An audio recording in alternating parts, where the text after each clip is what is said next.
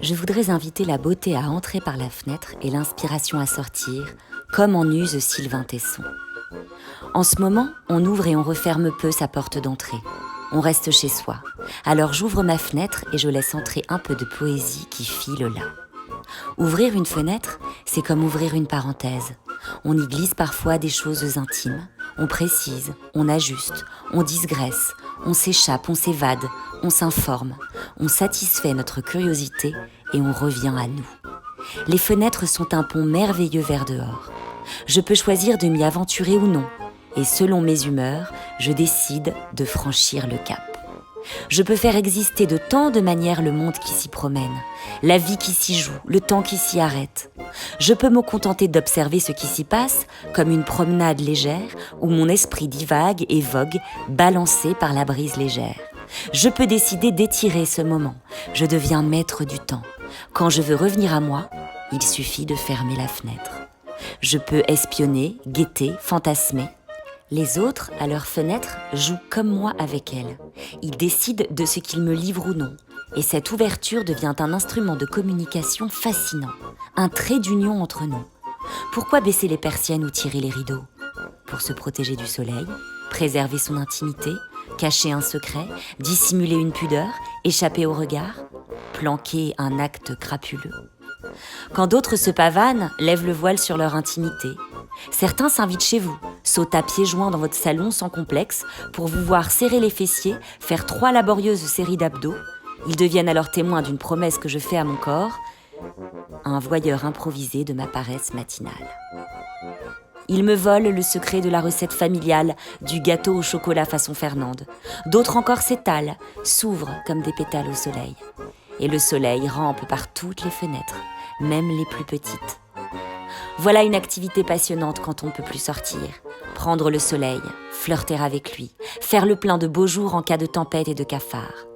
Quand tu traverses le confinement en solitaire, ouvrir sa fenêtre, c'est renouer avec un semblant de vie. Parfois ça chante, ça crie, ça gouaille. Parfois c'est une caresse musicale. Je vis le chemin, la traversée ou le passage grâce à elle. Je mesure où je suis. Je peux aussi couper le son et préserver l'image. Je fantasme, je rêve, je m'échappe, j'improvise des histoires.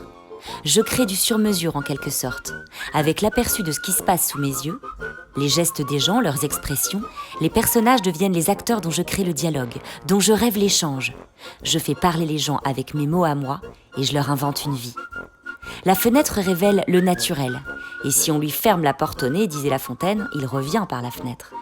La fenêtre, c'est le lien avec le décor qui m'entoure. Gandhi disait que la fenêtre permet de faire circuler la brise des cultures du monde entier. Et oui, elle se ressouvient à nous. La ville raconte autre chose que la nature, les capitales autre chose que les provinces qui transpirent des couleurs et des odeurs de leur région.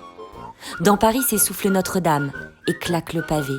Au pays de Pagnol, les fenêtres ouvertes délivrent des chants de cigales, un bourdonnement d'abeilles, la route des lavandes et des cascades. Le Luberon des histoires de châteaux et de villages perchés, la Camargue fait retentir le galop des chevaux. À Los Angeles, la nuit est baignée de lumière et elle nous offre son cinéma où valsent les étoiles de Hollywood Boulevard. À Londres retentit Big Ben et grimpe jusqu'à nous des airs des Misérables ou du fantôme de l'opéra. À Venise, des mains soutiennent des immeubles entiers et des soupirs se soulèvent sous le pont. La fenêtre permet de kidnapper un peu de vie. Et toute cette poésie, on la retrouve en anatomie, où elles sont un vecteur de communication. Elles font communiquer les oreilles moyennes et internes. En géologie, elles définissent un espace qui permet l'affleurement du substratum. En informatique, elles sont un écran de visualisation. En physique, un intervalle de temps, de fréquence, d'énergie, à limites abruptes, à l'intérieur duquel un émetteur ou un récepteur ont une efficacité maximale. En astronautique, on parle de fenêtres de lancement, de fenêtres de tir, pour parler de la période pendant laquelle s'effectue le lancement d'un engin spatial dans l'espace. En astronomie, on évoque la fenêtre atmosphérique, intervalle du spectre électromagnétique dans lequel le rayonnement solaire ou stellaire n'est pas absorbé par l'atmosphère. C'est beau, non ? Alors je secoue mon tapis, mes chiffons par la fenêtre, avec un geste symbolique que je dessine gracieux pour ne pas tordre la poésie que dégage ma fenêtre. Ce qui se passe derrière une vitre, dans ce trou noir ou lumineux, c'est la vie.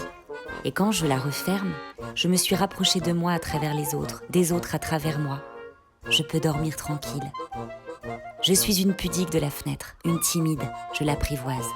Je ne sais jamais ce qu'elle va libérer et ce que je vais attraper en l'ouvrant. Ce qui est sûr, c'est qu'elle fait disparaître ma routine, renaître un nouveau jour. À ma fenêtre, mon cœur s'émeut. J'y entends battre ma ville, souffler le vent, bercer la lune.